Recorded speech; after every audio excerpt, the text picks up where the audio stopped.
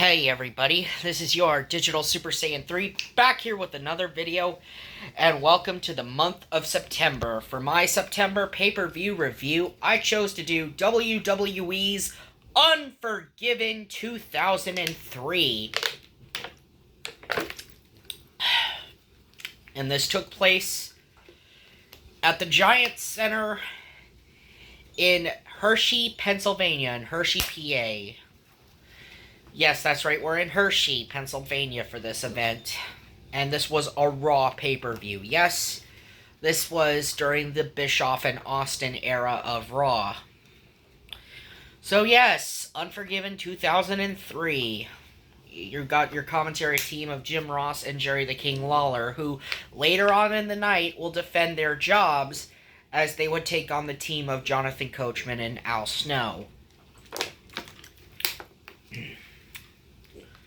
Opening contest is for the World Tag Team Championships as the Dudley Boys defeat La Resistance and Rob Conway in a tables match. This is the Dudleys' signature match. This is a tables match. Now, this was made into a 3-on-2 handicap match because of the fact that, Spike Dudley was originally supposed to be a part of the match, but he was taken out by Rob Conway in the build up to this match. So on Heat, Eric Bischoff made this match a 3-on-2 handicap match, or a 3-on-2 tables handicap match, while Stone Cold Steve Austin, who was the co-general manager of Raw, decided that this would be a championship match for the World Tag Team Championships. And this was a really good tables match to start off the night. It was really solid. The Dudley Boys got the victory, of course, even though Devon was the only one who ate the wood for the Dudleys. The rest of La Resistance and Rob Conway, they each ate the tables. The first one from the heel team of La Resistance and Rob Conway who ate the tables was Sylvain Grenier. Yeah, Sylvain ate the tables first. He ate wood first. Then Rob Conway would be next to eat the tables, and then followed by Rene Dupree, who would get 3D'd through the tables, leading to the Dudleys getting their victory and winning their 17th World Tag Team Championship, as they would win Tag Team Championships across ECW, WWE, and even a one-time WCW Tag Team Championships. Okay, they technically did win their WCW Tag Team Championships while being in WWE, so there's that. So, of course, the Dudley Boys would get the victory here. I mean, after all, this was their match. It was really a fun match to watch. So, on to our next match, and this one, oh boy, this one makes me I just can't really decide that this one wasn't a really good match at all. This was a really shit match. And that was Test defeating Scott Steiner. Now, if Scott Steiner beat Test, he would get Stacy back. Yes, that's right. This is for Stacy Keibler. This whole feud was built around Stacy Keibler. But if Test won, not only does he keep Stacy, but he also gets Scott Steiner's services. So yes, Steiner risked his own freedom to try to get Stacy back from Test. Again, I'm not really a big Scott Steiner fan. I don't think I'll ever be as big of a fan of Scott Steiner, as the whole Big Papa Pump gimmick. I don't know. I just never found myself being as much of a Scott Steiner fan as you might think, but no, I'm not really a Scott Steiner fan. But then, on to our next match, and this is Shawn Michaels taking on Randy Orton, with Ric Flair in Randy Orton's corner. They had been feuding since Shawn Michaels was cost his match at Bad Blood against Ric Flair, thanks to Randy Orton. Randy Orton cost Shawn Michaels his match against Ric Flair at Bad Blood. Randy Orton had set his sights on becoming the Legend Killer. He took out the Fabulous Moolah. He beat up Mick Foley in Madison Square Garden and knocked him down a flight of stairs. Oh. And Randy Orton decides that Shawn Michaels is going to be the next legend he kills. And Shawn Michaels, said, if I had a penny for every punk who came and said that they would end the legend of Shawn Michaels, I'd be a millionaire. Oh wait, I am a millionaire. And Shawn Michaels and Randy Orton would have their Legend versus Legend Killer match set up for Unforgiven.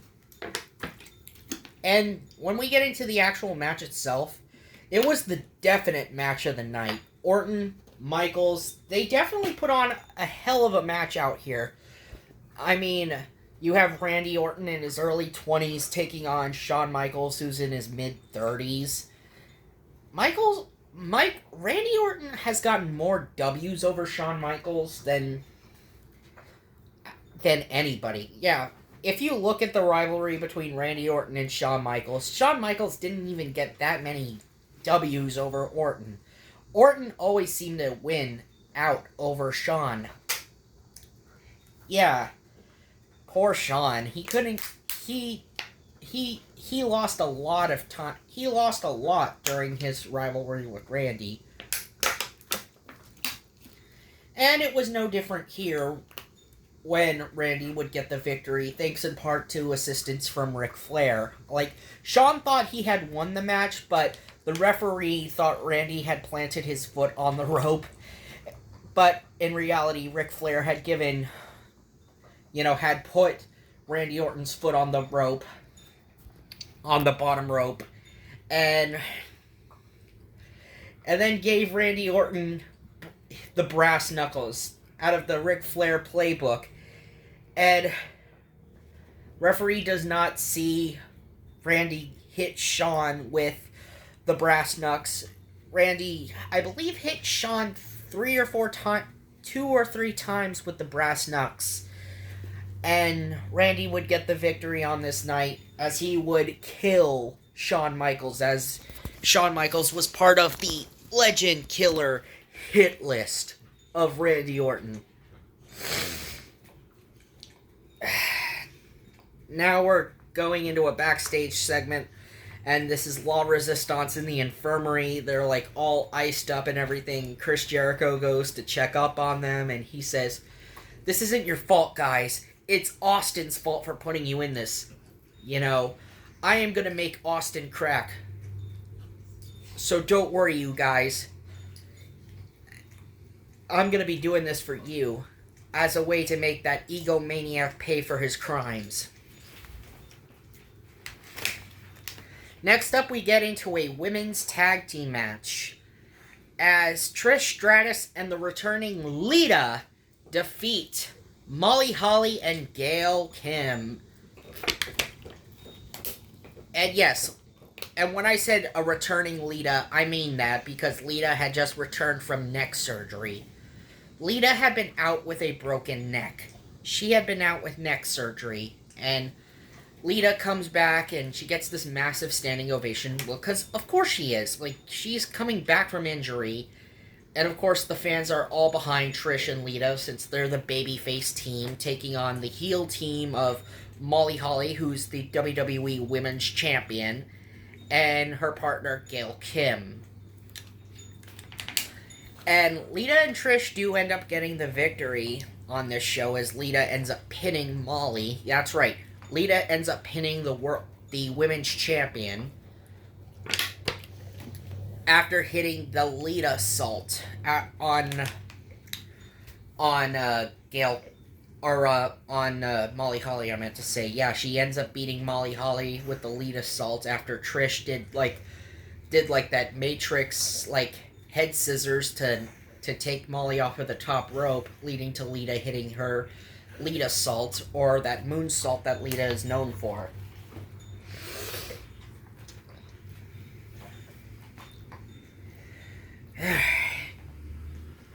Next up, it's it's a last man standing match, as Kane would defeat Shane McMahon. Shane had sought revenge on Kane after he tombstoned his mother, Linda.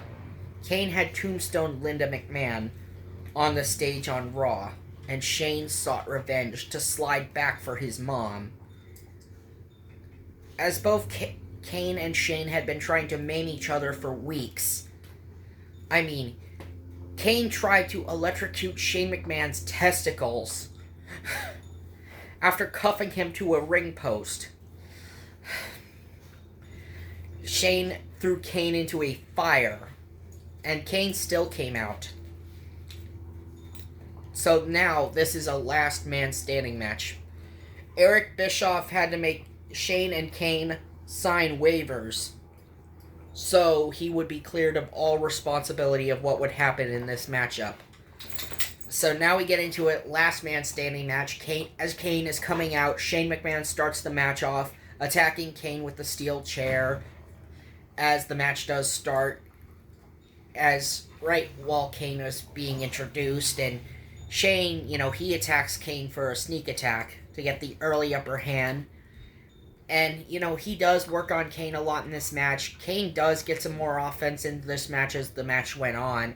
But Shane had some early offense in because, of course, he would. Kane and Shane beat the holy hell out of each other as they brawled inside the ring, outside the ring. We saw chairs, we saw the monitor of a Spanish announce table being used. We saw Kane trying to crush Shane with the Spanish announce table. And Shane hit Kane with the boom camera. Shane tries to go to the match ends when Shane goes to the top of the Tron. He goes to the top of the set. He's trying to put Kane through the platform where the Spanish announce table was, but Kane rolled out of the way at the last minute, and Shane went into the platform instead. Kane gets through the 10 count. He beats the 10 count while Shane, he stays down for the full 10 count, leading to Kane getting the victory. This was a really, really, really good match. I mean, say what you will about the storyline itself, but I thoroughly enjoyed Kane and Shane's feud in 2003. I mean, it was definitely one for the books. I mean, Shane had to be carried out of the Giant Center because, he's being stretchered out, and you see the crowd give him a standing ovation after the brutality they had watched in that match. Then you see, it cuts to Steve Austin in his general manager's office drinking beer, and Chris Jericho comes up and he talks, and he's trying to get Austin to hit him. He's trying to get Austin to crack. He's talking all this mad shit to Austin, and Jericho's like saying, "I'm not going to hit you, Austin, because there is more than one way to make you crack. But I am going to become the new Intercontinental Champion." And we get into our next match, as it's for the Intercontinental Championship, as Christian defeats Rob Van Dam and Chris Jericho to retain the Intercontinental Championship in a really, really good match. This was a really, really good match. It may not have been the best match on this show, but I think it was like the third best match on this show. I mean, that says a lot, because this was a really solid show. It wasn't good, it wasn't bad, it was just solid. But, this was a really, really, really good match. Christian, Van Dam, and Jericho all put on a hell of a match. And in the end, Christian ends up retaining, so I'm glad Christian ends up retaining the Intercontinental Championship. I gotta say, Christian was a really solid Intercontinental Champion. I think he was a really good Intercontinental Champion. I mean, he won the title like 4 times, I believe. 4 or 5 times, I believe, Christian held the Intercontinental Championship. I don't think anyone ever talks about how good of an Intercontinental Champion Christian was. I'm kind of surprised nobody puts Christian as one of their favorite Intercontinental Champions. I don't understand why. I mean, I understand why people put Shawn Michaels. I understand why people put Chris Jericho. Hell, I even understand why they put the Ultimate Warrior, Randy Savage. But I'm kind of surprised nobody talks about how good Christian was as the Intercontinental Champion.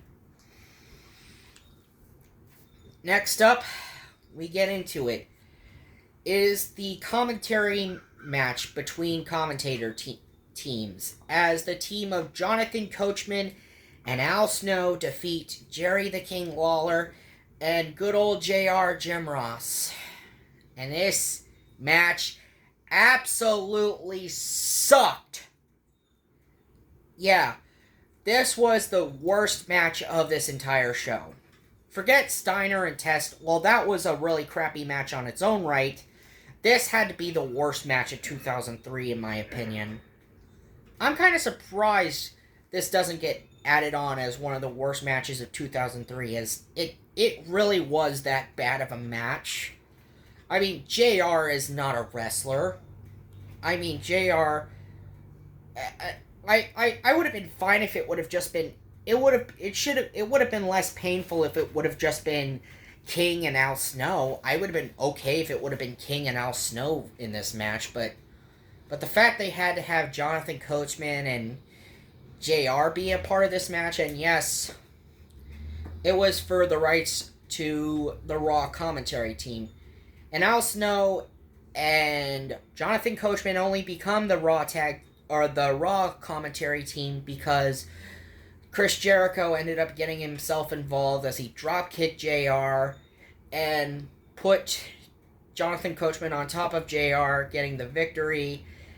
And Jericho, he gets interviewed by Kevin Kelly, I think it was, who says, "Chris, what was the meaning of this?" And Jericho's like saying, "I did this because I want to screw over Austin by screwing over his best friend JR. A way to make Austin crack."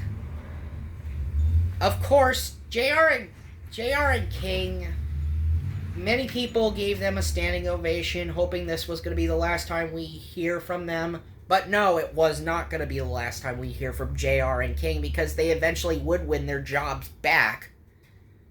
So, what was the whole point of this feud? Seriously. What was the whole point of the feud between Al Snow, Jonathan Coachman, JR, and the King, if JR and the King were just going to get their jobs back anyway? It was freaking pointless.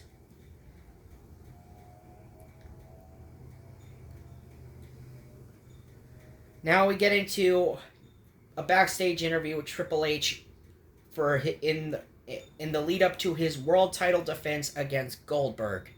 Triple H is talking about how he doesn't believe in fairy tales. He talks about this story of Goldberg, as this guy who's a slayer of dragons, and talks about how Goldberg went to sleep, and when he woke up later, he wasn't the guy who was as good as he said he was. Because in Triple H's mind, Goldberg is not a wrestler by any means. He's a pretender. So yes, now we get into the World Heavyweight Championship match, the main event of Unforgiven 2003. And yes, Triple H, in the lead up to this, had a massive win streak at Unforgiven in his past 4 appearances at the event. He defeated the likes of Owen Hart in 98. He won the 6-pack challenge match in 99. In 2000, he had a match with Kurt Angle. And then in 2002, he defeated Rob Van Dam. So now, he takes on Goldberg. But if Goldberg loses, he would be gone from the WWE. Basically, retired. Finished. Finito. But there was a stipulation against Triple H that he could lose the title via countout or disqualification. So, meaning Triple H can't get himself disqualified or counted out, or he loses the world title. meaning that Flair and Orton cannot help him out. And we go into this match, and alright, Goldberg ends up defeating Triple H. Triple H gets bloody, so I'll give it that. And Goldberg ends up getting his revenge on Triple H after Triple H and Evolution beat him to a bloody heap in the Elimination Chamber at SummerSlam 03. And Goldberg becomes the new World Heavyweight Champion, and he would hold the title for 3 months until he would eventually lose it in December. So, yeah, Goldberg would end up defeating Triple H, and that would be that. Anyway, that was Unforgiven 2003. Final thoughts? It's not that bad of a show. It actually is a middle-of-the-road sort of Unforgiven. I don't think it's the worst Unforgiven. It's just solid. It's just a solid middle-of-the-road Unforgiven. If I ever did the ranking of every Unforgiven pay-per-view, 03 would probably be in the middle of that. So it was an alright show. Anyway, this has been your Digital Super Saiyan 3, and I will see you guys in October for when I do Hell in a Cell 2010. See ya!